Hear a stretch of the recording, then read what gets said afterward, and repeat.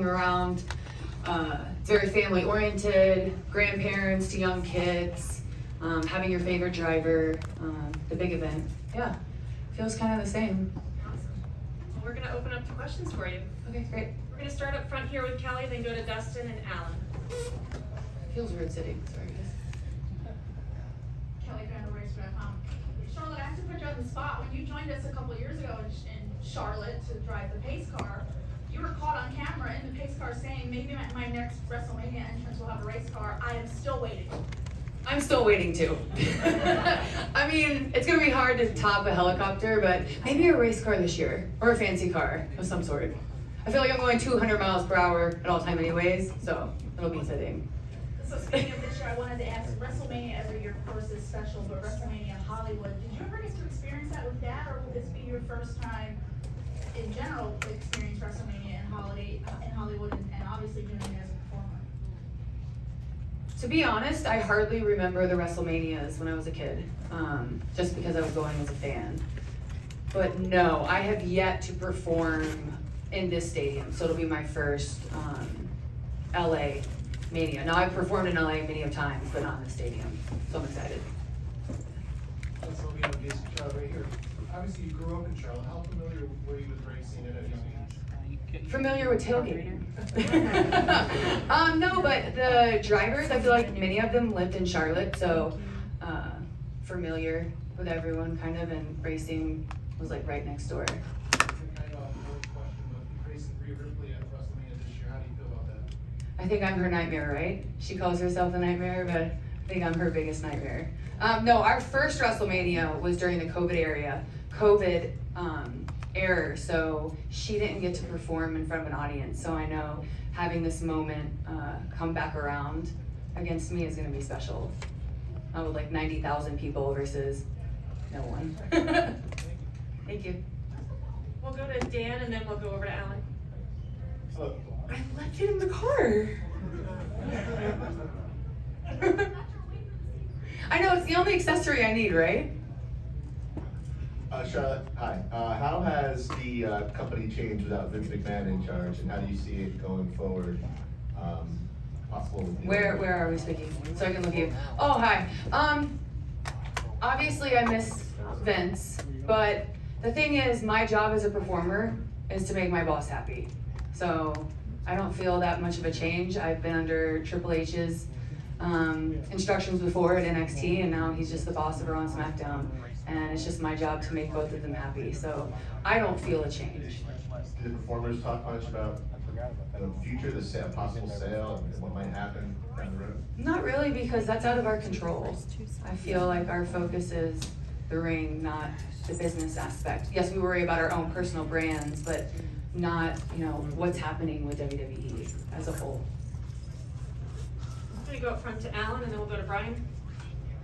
Alan Devon, this sport is filled with good guys, bad guys, and the black hand, if you will, or whatever you want to call it. Do you like being the bad guy, the good guy, or what's more fun? I feel like I'm not a bad guy, I'm not a good guy, I'm the guy. If that makes sense. No, I prefer to be a bad guy. But right now, I was away for 8 months, the longest I'd ever been away in my entire career. When I came back in December and seeing the reception from the fans, and I've spent like almost 10 years getting people to boo me and not being able to enjoy the kids. And when I came back and being able to play the good guy and just seeing the little boys and girls run up to the rail to touch me and to smile and to jump up and down, like, it doesn't get any better than that. So I think for right now, I want to be a good guy because that just feels right to be that person for them. Gonna go to Brian over here on the right. Hi, Brian Ames from Xfinity Racing. We've seen Rhea and Dom show up at inopportune places like Ray's house on Christmas. Ray and Dom had an incident at the LA Clash for NASCAR. Should we be worried Rhea's gonna come attack you on pit road? I haven't thought of that. It would be in her best interest not to, so no. I'm always ready. Come up here to the front to Alan. There's a microphone coming from your right, Alan. Yes, hi, this is Alan Alfred from the Alan Darren Sports Radio Show. Guess we're live now. Can you just kind of describe the moment Yes, we're live with now. watching your dad that said, you know what, I want to be a wrestler too.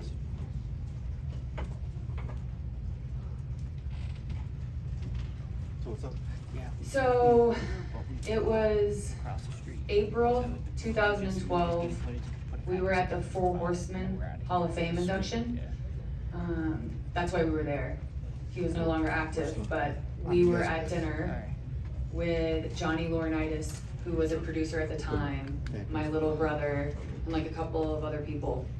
And my dad and Johnny were talking about what my little brother needed to do to get into the business. And Johnny kind of looked at me and was like, "Why aren't you doing this?" And I was like, "Huh?" Like, I never thought about it.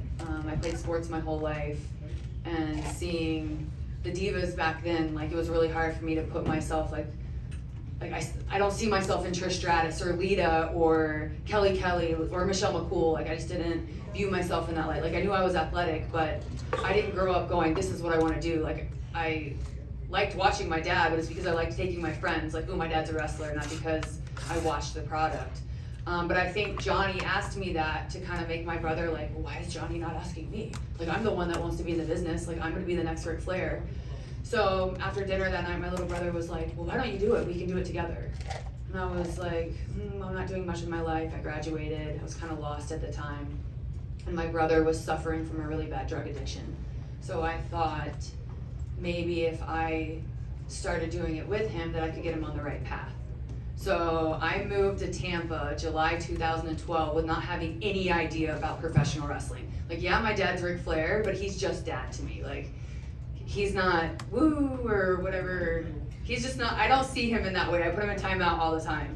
So when I started in 2012, I just kind of went with it and didn't really know what I was doing that first, couple of months. And when I started, my brother passed away when I first started, and when he died, it just set me into a different train of thought. And I was like, I spent so many years trying to save my brother's life when ultimately he saved mine and put me on this path that I could have never imagined in my wildest dreams. And now I'm the most decorated woman in the history of sports entertainment. So it's because of my little brother. So that there wasn't like, my dad never really saw me as a wrestler. Like, he didn't talk about the business with me, because you don't talk about the business with your daughter. Women hadn't really been, we've been like secondary storylines and eye candy for the last 20 years. So why would he be like, oh, I want my daughter to be a part of that?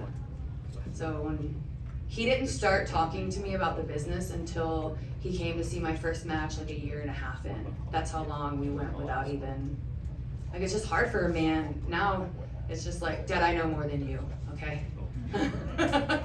Let me tell you what to do. We're gonna come to your right to Dave. Dave Mooney, Motor Racing Network.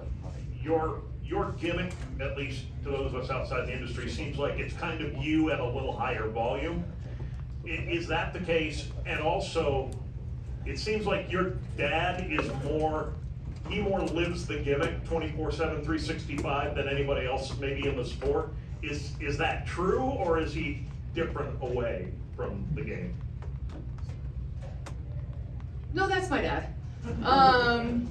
But I don't think people really get to see just what a great father he is. Like, he's done a lot of things that are questionable to some people, but obviously being the very best in what he is to the industry, like, he had to sacrifice so many years on the road.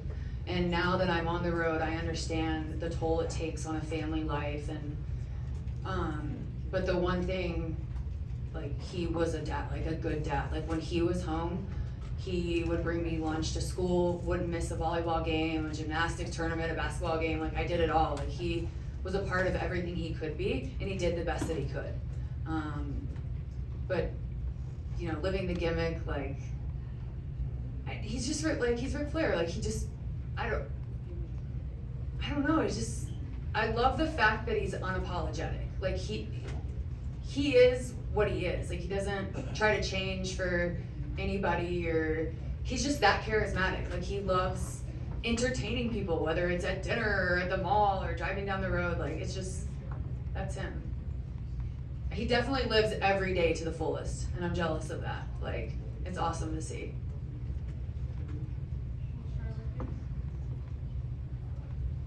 Thank you so much for joining us. We are so happy you're here, part of our festivities, and we hope you have a great day at the Daytona 500. Thanks, guys. Woo!